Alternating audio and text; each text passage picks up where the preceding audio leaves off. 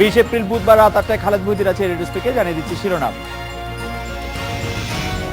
রিজার্ভের অর্থ চুরি তদন্তের প্রাক প্রতিবেদন অর্থমন্ত্রীর কাছে দিয়েছে তদন্ত কমিটি। অর্থ ফেরানোর প্রক্রিয়া নিয়ে ধোঁয়াশা।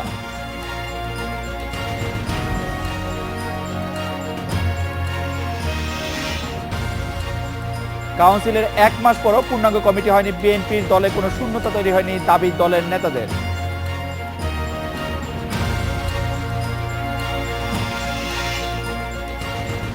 রংপুরের তারাগঞ্জে 2 বাসের মুখোমুখি সংঘর্ষে নিহত 12। একটি বাস চালাচ্ছিলেন চালকের সহকারী, জানিয়েছে পুলিশ।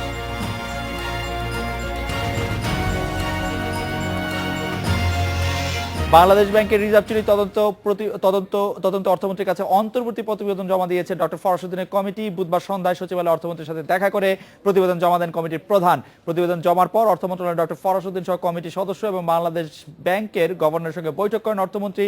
বৈঠক শেষে প্রতিবেদনের ব্যাপারে সাংবাদিকদের প্রশ্নের জবাব দেন ফরাসউদ্দিন। 30 দিনের মধ্যে এটা দেওয়া, এটা দিয়েছি। সরকার নিরীক্ষা করবেন, তার আগে বোধহয় জিনিসটা তো স্পর্শকাতর, তাই না? পে কমিশনের চেয়ে অনেক বেশি স্পর্শকাতর না? তাহলে সরকারকে একটু দম নেওয়ার সময় দিতে হবে না? তাদের এটা হজম করতে হবে না? স্যার, আপনি 30 দিন কি আপনার জন্য সাফিসিয়েন্ট ছিল এই ইন্টারিম রিপোর্ট দেওয়ার ক্ষেত্রে? 30 দিনের জন্য সাফিসিয়েন্ট না হলে দিতে পারলাম কি করে? স্যার দিছেন তো, আর ইউ স্যাটিসফাইড? না, আমি তো স্যাটিসফ্যাকশন না হলে কোনো কাজ করি। বৈঠক শেষে সাংবাদিকদের সঙ্গে কথা বলেন অর্থমন্ত্রীও। সাহেব সাবমিট করেছেন স্যার, এবং he has told me a few things. I don't want to discuss them because I haven't read the book except the only the address to whom. Sir, ওরা একটু সারমর্ম No, nothing. Just একটা চিঠি। No, I haven't read a single line. No use. ফিলিপাইনের রাজধানী ম্যানিলায় মঙ্গলবার অনুষ্ঠিত সিনেটের 6ষ্ঠ গণশুনানি বাংলাদেশের চুরি যাওয়া অর্থ উদ্ধারে নতুন কোনো বার্তা দিতে পারেনি।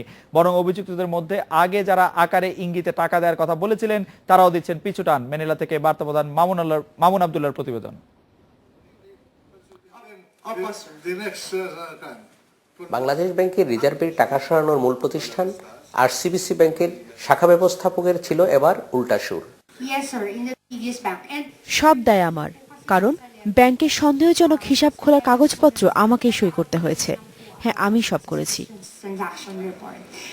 সিনেটের ব্লু রিবন কমিটির 5ম শুনানি পর্যন্ত দিগুতা দোষ ছিলেন তার বড় কর্তাদের, কিন্তু মঙ্গলবারের সিনেটে এসে বললেন অন্যটা। এবার সব দোষ নিজের কাঁধে টেনে নিয়ে রীতিমতো ভেঙে পড়েন দিগুতা। অবশ্য অপরাধের পক্ষে যুক্তিও দেখান তিনি। বিচার প্রক্রিয়া অনুযায়ী আমি সঠিক বিচার পাচ্ছি না। সবাই ভাবছে আমি একাই এর জন্য দায়ী, কিন্তু অপরাধ করতে আমি বাধ্য হয়েছি। অনেকেই বলছেন দিগুতাকে বলির পাঠা বানানো হচ্ছে। আরসিবিসি ব্যাংকের আইন উপদেষ্টার কথায়ও মেলে তার ইঙ্গিত। দিগুতা নিজেকে নির্দোষ দাবি করলেও ব্যাপারটা মোটেই তেমন নয়। সে আরসিবিসি ব্যাংকের ভাইস প্রেসিডেন্ট, সেই সবকিছু জানে। চুরির সব পক্ষের সাথেও ওর যোগাযোগ ছিল। শুরু থেকেই মিথ্যা কথা বলে আসছে দিগুতা। স্থানীয় মুদ্রায় অর্থ বদলকারী প্রতিষ্ঠানের কর্মীরা অর্থ পরিবহনের কথা স্বীকার করলেও আগের মতো দোষ এড়িয়ে গেছেন কৌশলে। এবারের শুনানিতে অভিযুক্ত সব পক্ষই ছিলেন উপস্থিত। সিনেটের সারাশি জেরার মুখে তারা নাস্তানাবুদ হন, তবে টাকা ফেরতের নতুন আশ্বাস দেয়নি কেউ। বাংলাদেশের চুরি যাওয়া টাকা উদ্ধারের ব্যাপারে এই বিশেষ গণশুনানি অনুষ্ঠিত হচ্ছে প্রায় 1 মাসেরও বেশি সময় ধরে। কর্মকর্তারা বলছেন আজকের শুনানিতে অর্জন বলতে খুব একটা নেই। 5ম শুনানিতে যা হয়েছিল তার কিছুটা সেখানে অগ্রগতি হয়েছে, যে যারা দোষী সাব্যস্ত হয়েছে, যারা টাকা নিয়েছে বলে স্বীকার করেছিল, যাদের মাধ্যমে টাকা লেনদেন হয়েছে, তাদের এনে আদালতের কাঠগড়ায় দাঁড় করানো হয়েছে। তবে সবকিছু মিলিয়ে মনে হচ্ছে বাংলাদেশের পুরো টাকাটা উদ্ধার করে দেশে পাঠানোর প্রক্রিয়া আরও কিছুটা বিলম্বিত হবে। Mamun Abdullah, independent news, Manila, Philippines. Reserve চুরি তদন্ত প্রতিবেদন জমার বিষয়ে বিস্তারিত জানাতে সচিবালয় থেকে যোগ দিচ্ছেন সহকর্মী মিজানুর রহমান। মিজান, প্রাথমিক তদন্ত প্রতিবেদনে কি আছে এই বিষয়ে কিছু জানা গেল কিনা? প্রাথমিক তদন্তের বিষয়ে কোনো কিছুই জানা যায়নি। আপনি জানেন যে খুবই একটি স্পর্শকাতর বিষয় এবং আমরা প্রায় 2 ঘন্টা ধরে এখানে দাঁড়িয়েছিলাম এবং এখানে অর্থমন্ত্রী এবং ডক্টর ফরাস উদ্দিন এসেছিলেন এবং তারাও বলছেন যে এটি যেহেতু খুব গুরুত্বপূর্ণ বিষয়, এটি পুঙ্খানুপুঙ্খানু না পড়ে অর্থমন্ত্রী বলতে পারেন না। সে বিষয়টি অর্থমন্ত্রী আমাদেরকে যখন বের হন তার কার্যালয় থেকে, তখন তিনি বলছিলেন যে এটা তিনি পড়ে জানাবেন, অর্থাৎ তিনি দাবি করছেন যে একটি লাইনও তিনি পড়তে পারেননি। তবে তিনি একটি কথা বলেছেন যে যেহেতু এটা খুবই গুরুত্বপূর্ণ একটি বিষয়, প্রাথমিক তদন্ত তিনি হাতে পেয়েছেন, সেদিক থেকে তিনি বলছেন যে হয়তো 2-1 দিনের মধ্যে তাই পড়বেন, পড়ে হয়তো বিস্তারিত আমাদের জানাবেন। তবে এখন পর্যন্ত এখানে যারা সচিবালয়ের কর্মকর্তা কর্মচারী আছে বা কিছু অসমর্থিত কিছু সূত্র আছে, তাদের কাছ থেকে আমরা জানতে পেরেছি যে 7 থেকে 8টি পর্যবেক্ষণ তুলে ধরেছেন অর্থমন্ত্রীর কাছে এই অন্তর্বর্তীকালীন প্রতিবেদনের মাধ্যমে। তার মধ্যে বড় একটি বিষয় হচ্ছে যে আমরা যারা সংবাদ মাধ্যমের কর্মীরা এখানে ছিলাম, তারা জানতেও চেয়েছিলাম ডক্টর মোহাম্মদ ফরাস উদ্দিনের কাছ থেকে যে আসলে কারা জড়িত প্রথমভাবে, যেহেতু এই ঘটনাটি খুবই গুরুত্বপূর্ণ একটি বিষয়, গত 2 মাস থেকে আমরা এর পেছনে লেগে আছি। সেদিক থেকে প্রথমে একটি বিষয় এসেছিল যে এর সাথে আসলে ব্যাংকের কোন কোন কর্মকর্তা জড়িত বা কিভাবে এই কাজটি সংগঠিত হয়েছিল। আসলে কোনো বিষয় অর্থমন্ত্রী বা ডক্টর মোহাম্মদ ফরাস উদ্দিন, যিনি কমিটির প্রধান, তিনি জানাতে চান নাই। তিনি বলছেন যে এই বিষয়টি সরকার আসলে সিদ্ধান্ত নেবে যে অর্থমন্ত্রী পড়ে কখন জানাবেন। মিজান, চূড়ান্ত প্রতিবেদনের মধ্যে আর প্রাথমিক প্রতিবেদনের মধ্যে কি তফাৎ থাকবে? এই প্রতিবেদনটিকে প্রাথমিক প্রতিবেদন কেন বলা হচ্ছে? চূড়ান্ত প্রতিবেদনের কাজ কবে নাগাদ শুরু হবে? চূড়ান্ত প্রতিবেদন আর প্রাথমিক প্রতিবেদনের মধ্যে মানে কেন পার্থক্য করা হচ্ছে কেন?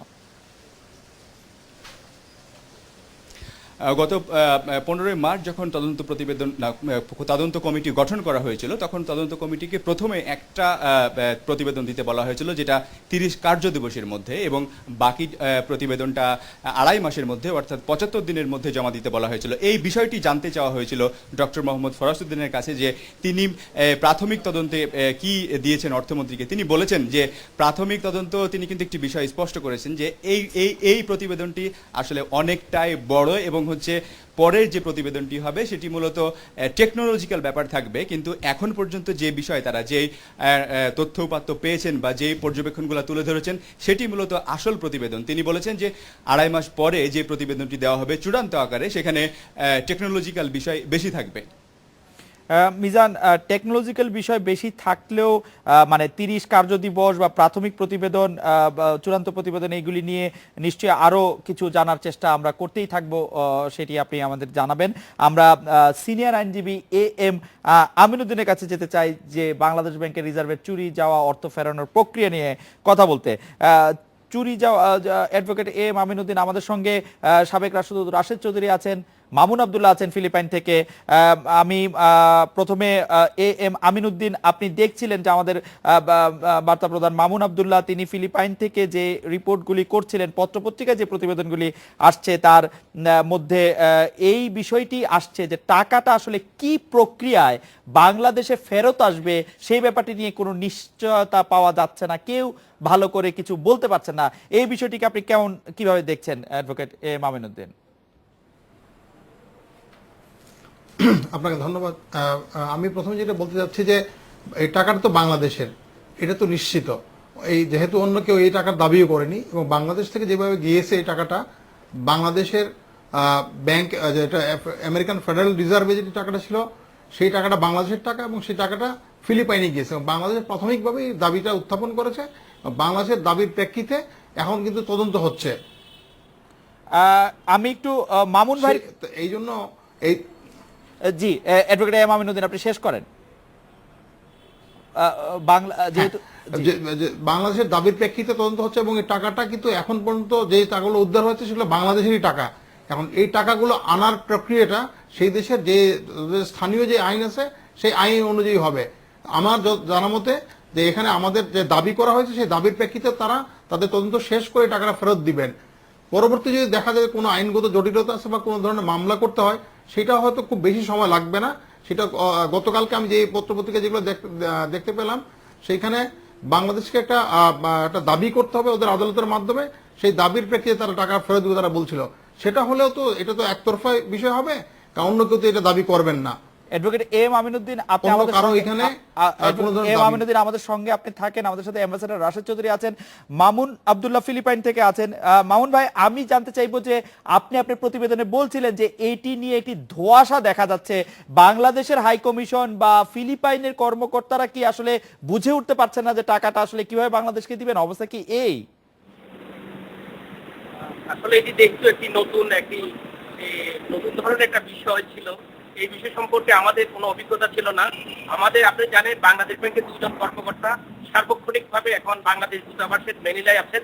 তারা সহযোগিতা করছেন আমাদের রাষ্ট্রদূতকে, তারা বুদ্ধি পরামর্শ দিচ্ছেন এবং কি করে দ্রুত টাকাটা নিয়ে যাওয়া যায়। সবচেয়ে মজার ব্যাপার হচ্ছে, এখানকার যে সরকারি প্রতিষ্ঠানগুলো আছে সেগুলো প্রথম দিকে আমাদেরকে পরামর্শ দিয়েছিল যে এখানে মূলত টাকাগুলো যদি সরাসরি যারা টাকা দেবেন তারা সরাসরি দিলে এখানে কোনো আপত্তি থাকবে না। কিন্তু পরবর্তীতে তাদের আইন বিভাগ থেকে দেখা গেল যে না, এখানে যেহেতু টাকাটা লেনদেন হচ্ছে তাহলে এদের রাষ্ট্রের মাধ্যমে যেতে হবে, অর্থাৎ রাষ্ট্রীয় নিয়ম কানুন এবং প্রচলিত আইন যেটা আছে সেটা মেনেই চলতে হবে।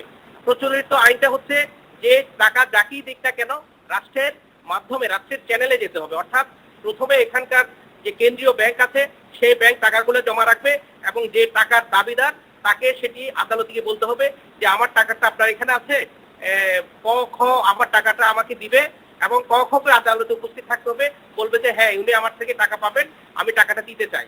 তখন রাষ্ট্র এটা একটি আদেশ জারি করবে যে ঠিক আছে, টাকাগুলো যিনি টাকার প্রকৃত মালিক তাকে দিয়ে দেওয়া হবে। যেহেতু যিনি টাকা নিয়েছেন তিনি টাকা দিয়ে দিচ্ছেন এবং যিনি টাকার মালিক তিনি উপস্থিত আছেন, দুজনের সামনাসামনি সাক্ষাতে এটা আদালত থেকে এরকম একটা রায় দেবে। এটাই চূড়ান্ত এবং এটি চূড়ান্ত হয়ে গেছে। মামুন ভাই, মোট কত টাকা পাওয়া যাবে, কত টাকার মধ্যে কত শতাংশ টাকা উদ্ধার হওয়ার সম্ভাবনা দেখা দিয়েছে সোফার? আমি শতাংশের হিসাব আজকে সন্ধ্যা পর্যন্ত আমার কাছে যে তালিকাটা আছে সেখানে দেখা যাচ্ছে আমাদের 81 মিলিয়নের মধ্যে আমরা মাত্র পেয়েছি 6 মিলিয়ন। 6 মিলিয়ন টাকা আমাদের হাতে আছে গত 50 দিনে। এই 50 দিনের মধ্যে আমরা মাত্র 6 মিলিয়ন উদ্ধার করতে পেরেছি।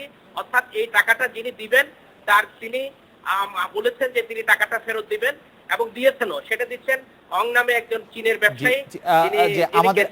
আমরা 6 মিলিয়ন ফেরত পেয়েছি। অ্যাম্বাসেডর রাশেদ চৌধুরী ফিলিপাইন থেকে মামুন আব্দুল্লাহ বলছিলেন, আপনি অ্যাডভোকেট এম আমিনুদ্দিনকে শুনেছেন। আমি আপনাকে জানতে চাইবো যে টাকা বাংলাদেশে আনার ব্যাপারে সবচেয়ে কার্যকর পদ্ধতি কি হতে পারত, কোনো কিছুতে আপনি কোনো ব্যত্যয় দেখছেন কিনা? অ্যাম্বাসেডর রাশেদ চৌধুরী। ধন্যবাদ। এখানে এটা আমাদের জাতীয় স্বার্থের ব্যাপার। আমরা সবাই চাবো যে টাকাটা দেশে ফেরত আসুক, এটা আমাদের জনগণের টাকা। কিন্তু এখানে যেটা আমি নিজের ব্যক্তিগত মতামত হচ্ছে যে আমাদেরকে কয়েকটা লেভেলে কাজ করতে হবে। যেহেতু আপনি শুনেছেন যে এটা স্টেট লেভেলে হবে, আমাদের রাজনৈতিক লেভেলে প্রথমে আমাদেরকে খুবই অ্যাক্টিভ হতে হবে। আমি নিশ্চয়ই ইতিমধ্যে আমাদের হয়তো ফিনান্স মিনিস্টার ওই ফিলিপিনের ফিনান্স মিনিস্টারকে লিখেছেন, এবং গভর্নর আমাদের সেন্ট্রাল ব্যাংক গভর্নর, ফিলিপিনের সেন্ট্রাল ব্যাংক গভর্নরকে, foreign minister to foreign minister, তারপরে আপনার টেকনিক্যাল, তারপরে আমরা লেভেলে আছে ফাইন্যান্স সেক্রেটারি, তারপরে আছে টেকনিক্যাল লেভেল, এগুলো আছে। কিন্তু এটাকে যদি আমরা এক্সপেডিট করতে চাই, আমরা যদি তাড়াতাড়ি চাই, তাহলে আমি এটা মনে করি পলিটিক্যাল উইল মোবিলাইজ করতে হবে finance at the highest level, এবং তাতে একটা কোর্টের ব্যাপার আছে, ঠিক আছে, লয়ের ব্যাপার আছে, কিন্তু ওটাও আপনার, যেহেতু এটা আমাদের টাকা, এটা একটা টেকনিক্যালিটি, কোর্টে গিয়ে প্রমাণ করাটা আর এটা খুব একটা বড় জিনিস না। কিন্তু আমরা যদি একটা কুইক রেজাল্ট চাই তাহলে we have to take it up very vigorously. আমাদের অ্যাম্বাসেডারকে খুব অ্যাক্টিভ হতে হবে, এবং সব লেভেলে, since ambassador represent the head of the state of Bangladesh abroad, তাকে খুব অ্যাক্টিভ হতে হবে, সব লেভেলে যেতে হবে। এবং এটাকে যে পর্যন্ত টাকা দেশে ফিরে না আসে, এই 6 মিলিয়ন শুনলাম, খুব দুঃখজনক ব্যাপার। এটা আমাদের আর 81 মিলিয়নের মধ্যে 6 million, no, we have to get back $81 million. আর আমরা যদি অ্যাক্টিভ হই আমাদের পয়সা ফেরত আসবে। ওখানে সিনেটরাও চাচ্ছে, মেম্বার পার্লামেন্ট চাচ্ছে, মিডিয়াকে মোবিলাইজ করতে হবে, তাহলে আসবে। ওখানে সিনেটরাও চাচ্ছে, মেম্বার পার্লামেন্ট চাচ্ছে, মিডিয়াকে মোবিলাইজ করতে হবে, তাহলে আমাদের এটা অনেক অনেক দ্রুত বেগে আমরা পয়সা ফেরত পেতে পারি ইনশাআল্লাহ। অ্যাডভোকেট এম আমিনুদ্দিন, আপনি কি মনে করছেন যে আমাদের যে ফিলিপাইনে নিযুক্ত আমাদের যে বাংলাদেশি রাষ্ট্রদূত আছেন তিনি যথেষ্ট পরিমাণ অ্যাক্টিভ কিনা, এক, আর দুই হচ্ছে অর্থ ফিরিয়ে আনতে প্রয়োজনে মামলার কথাও যে ভাবছে বাংলাদেশ ব্যাংক, এই মামলা আসলে কাদের বিরুদ্ধে করতে হবে? অ্যাডভোকেট আমিনুদ্দিন, আমরা একটা ব্রেক নিচ্ছি। অ্যাম্বাসেডর রাশেদ চৌধুরী, মামুনুদ্দুল্লাহ, আপনারা আমাদের সঙ্গেই থাকুন, আমরা বিরতি নিয়ে ফিরছি একটু পরে।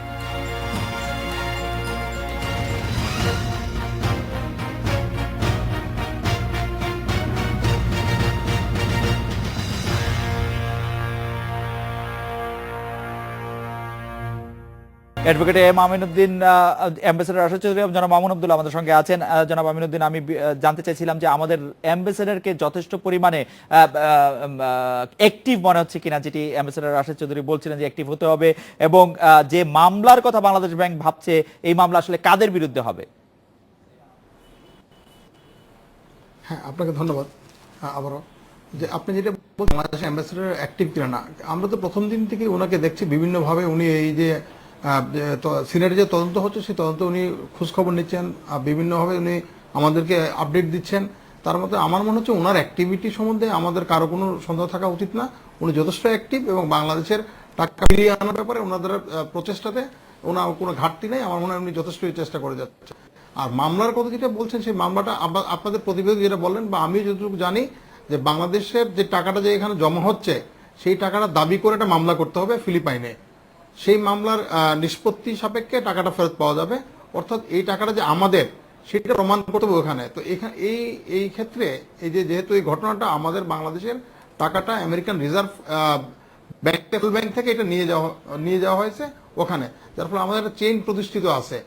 সেই ক্ষেত্রে আমাদের মনে হয় না খুব একটা দেরি হবে এবং এটা মামলাটা করতে হবে টাকা দাবি করে, অন্য কোনো কারণে না। আর যদি অপরাধের জন্য হয় সেটা ফৌজদারি মামলা, সেটা অন্য মামলা হবে। এখন যে মামলার কথা বাংলাদেশ ব্যাংক যেটা আপনি বলছেন বা আমরা যেটা শুনতে পাচ্ছি সেটা হচ্ছে টাকাটা আনার জন্য তারা একটা মামলা করবেন। মামুন ভাই, আপনি অ্যাম্বাসেডর রাশেদ চৌধুরীকে শুনেছেন বোধহয়। অ্যাম্বাসেডর রাশেদ চৌধুরী বলছেন যে 81 মিলিয়নের পুরো টাকাটা যদি আমাদের ফিরিয়ে আনতে হয় তাহলে আমাদের হাই কমিশন, আমাদের যে রাষ্ট্রদূত আছেন এবং তার যে সহযোগীরা আছেন তাদের আসলে অনেক অ্যাক্টিভ হতে হবে, তাদের ভালো করে কাজ করতে হবে। আপনার কাছে কি মনে হচ্ছে তাদের কাজের ক্ষেত্রে কোনো ঘাটতি থাকছে? তারা এমন কিছু কি করতে পারেন যেটা আসলে টাকা আনাটাকে ত্বরান্বিত করতে পারবে, এরকম কোনো কিছু কি তাদের করা বাকি আছে কিনা? মামুন ভাই, এখানে এক সপ্তাহ ধরে কাজ করতে গিয়ে আমি দেখেছি এখানকার রাষ্ট্রদূত অসম্ভব রকম সক্রিয় মানুষ। উনি একজন সেনাবাহিনীর একজন ঊর্ধ্বতন কর্মকর্তা ছিলেন, একজন মেজর জেনারেল। তিনি দিন রাত দৌড়াচ্ছেন। এমনকি এখানে সাপ্তাহিক ছুটির দিন আপনারা জানেন এইসব দেশে উইকেন্ড পালন করে, কিন্তু উনি উইকেন্ড বাদ দিয়েও কাজ করছেন। আমি দেখেছি আমাদের দূতাবাসে কাজ করেন। এবং উনি যেহেতু একটি ক্যাথলিক সম্প্রদায়ের লোক এবং এখানকার জনসংখ্যার 90% ক্যাথলিক সম্প্রদায়ের, সে কারণে মূলত ওনার পক্ষে আরো সহজ হচ্ছে মানুষের কাছে যাতায়াত করা এবং টাকা উদ্ধার করার ব্যবস্থা নেওয়া। তবে যেটি বলা হচ্ছে 81 মিলিয়ন টাকাটা যে আপনি নিয়ে যাবেন, প্রথমে জানতে হবে টাকাটা কার কাছে আছে। কিন্তু এটা তো নিশ্চিত না। এখন পর্যন্ত যেটি নিশ্চিত হওয়া গেছে মাত্র 30 মিলিয়ন টাকা এখানে আছে লোকজনের কাছে নিশ্চিত। অর্থাৎ সিনেটের এই পর্যন্ত 6টি শুনানি হয়েছে। এই 6টি শুনানিতে মাত্র 30 মিলিয়নের ব্যাপারে নিশ্চিত হওয়া গেছে। টাকা যদি নিতে হয় তাহলে 30 মিলিয়নে নিতে হবে। 81 মিলিয়ন কোথেকে নিবে? প্রথমে চিহ্নিত করতে হবে কাদের কাছে টাকা আছে। সেই চিহ্নিতই তো এখনো করা যায়নি, তাহলে 81 মিলিয়ন কি করে যাবে? আর যদি 30 মিলিয়ন নিতে হয় তাহলে সেটার জন্য যে আদালতে মামলা করতে হবে, আসলে এটা মামলা না, এক ধরনের আবেদন করতে হবে যে টাকাটা আমাদের টাকা আমাকে দিয়ে দেন। এখানে কোনো শুনানি হবে না, এটা একটি সংক্ষিপ্ত জাজমেন্ট হবে। কারণ আমি গতকালই এখানকার ডিপার্টমেন্ট অফ জাস্টিসের সাথে আমাদের দূতাবাস কর্মকর্তা এবং বাংলাদেশ ব্যাংকের 2 কর্মকর্তা এখানে দীর্ঘদিন ধরে কাজ করছেন, তারা বসেছিলেন এবং সেই বৈঠকের এক পর্যায়ে আমিও গিয়েছিলাম। তারা যে আলোচনা করেছে তাদেরকে বলা হয়েছে এখানে এটা কোনো মামলা না, যেহেতু যে টাকা দিবে এবং যে টাকা নিবে, যেহেতু রাষ্ট্রের উপস্থিতিতে তাদের দুজনকে বুঝে নিতে হবে। একজন টাকাটা দিবেন, আরেকজন বুঝে নেবেন। এটাই নিয়ম। আর এক্ষেত্রে মামলার প্রয়োজন হবে না। মূলত টাকাটা বুঝে পেলাম, এটা স্বীকারোক্তিমূলক একটা। মামুন ভাই, আপনাকে ধন্যবাদ। অ্যাম্বাসেডর রাশেদ চৌধুরী, আমি একটু সিনেট হিয়ারিং সম্পর্কে একটু জানতে চাইছিলাম। আমরা দেখছি যে বেশ কয়েকটি সিনেট হিয়ারিং হলো ফিলিপাইনে এই বিষয়ে। সিনেট হিয়ারিং এ নেওয়া সিদ্ধান্ত বা সিনেট হিয়ারিং এর কতখানি প্রভাব আসলে ফিলিপাইনের রাষ্ট্রীয় অর্থনৈতিক এবং বিচারিক কাঠামোর মধ্যে আছে, বা সিনেটের কথা বা সিনেট হিয়ারিং এ যা সিদ্ধান্ত হয়, যা কথা হয় সেটি মানতে তারা কতটা বাধ্য? কাঠামোটি কি বলে? অ্যাম্বাসেডর রাশেদ চৌধুরী। আমি প্রথমে আমি যে বলছি অ্যাম্বাসেডার কি অ্যাক্টিভ, এটা বোধহয় একটু মিসআন্ডারস্ট্যান্ডিং না হয়। এটা আমরা সবসময় বলে থাকি, যে কোনো সিনিয়র বলবে যে মোর অ্যাক্টিভ মানে অ্যাক্টিভ আছে, নিশ্চয়ই অ্যাক্টিভ আছে। যে কারণ আমাদের এটা জনগণের টাকা, এটা একটা বিরাট অঙ্ক আপনি জানেন, এবং এটার জন্য একটা অ্যাম্বাসেডার যেহেতু সে হেড অফ দ্য স্টেটকে রিপ্রেজেন্ট করে, সে যে কোনো লেভেলে যেতে পারে। আর আমি কনফিডেন্ট যে আমাদের অ্যাম্বাসেডার নিশ্চয়ই যত হায়েস্ট লেভেল দরকার সে যাবে। তো এটা একটা জেনারেল একটা অ্যাডভাইস ছিল, এটাকে নেগেটিভলি না, এটা পজিটিভলি দেখতে হবে। দুই নম্বর হচ্ছে যে আপনি যেটা বলছেন সিনেট হিয়ারিংয়ের কথাটা, এটা খুব পজিটিভ ডেভেলপমেন্ট। এটা থেকে মনে হচ্ছে যে ফিলিপিন্স সরকার এবং লিডারশিপ তারা খুব সিরিয়াসলি নিয়েছে, গুরুত্বপূর্ণভাবে নিয়েছে এই বিষয়টা কি। কারণ ওদেরও তো একটা আপনার ইমেজ প্রবলেম হবে, মানি যদি লন্ড্রি হয়ে এভাবে আসে ফিলিপিনে, ওরাও তো চাচ্ছে বিদেশি ইনভেস্টমেন্ট চাচ্ছে তাদের দেশে, তাদের ইমেজটা ক্ষুণ্ণ হবে। সেই জন্য তারা সিনেট হিয়ারিং করছে, এবং আমি যা দেখছি তারা খুবই অ্যাক্টিভ, এবং এটা খুব ভালো লক্ষণ আমাদের জন্য। থার্ড ফ্যাক্টর আমি এখানে বলবো যে যদি আমরা পয়সা ফেরত চাইতে চাই, the federal reserve bank of US এবং আপনার US department of treasury, world bank এবং আপনি জানেন জাতিসংঘ, তাদেরও একটা রোল আছে এইসব মানে কারাপশনের অ্যান্ড হ্যাক মানির সম্বন্ধে।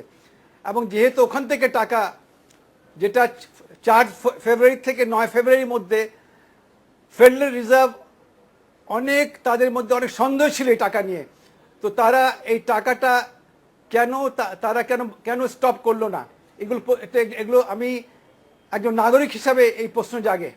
এবং আমাদের যে অ্যাম্বাসেডার মার্কিন যুক্তরাষ্ট্রে এবং জাতিসংঘে, তাদেরকেও অনেক গুরুত্বপূর্ণ ভূমিকা পালন করতে হবে। আমাদের পররাষ্ট্র মন্ত্রণালয় এবং আমাদের সরকার থেকে পুরো সাপোর্ট এন্ড গাইডেন্স দিয়ে তাদেরকে ফুললি এঙ্গেজ রাখতে হবে, যে পর্যন্ত এই টাকাটা তারাও ফিলিপিন সরকারের উপরে একটা প্রভাব বিস্তার করতে পারে। পুরোপুরি উদ্ধার না। অ্যাম্বাসেডর রাশেদ আহমেদ চৌধুরী, আপনাকে অনেক ধন্যবাদ। আমাদের সবারই একযোগে কাজ করতে হবে, আপনি যেটি বলছেন অ্যাডভোকেট এম আমিনুদ্দিন, আপনাকেও ধন্যবাদ। একটি বিরতি নিচ্ছি, ফিরছি একটু পরে।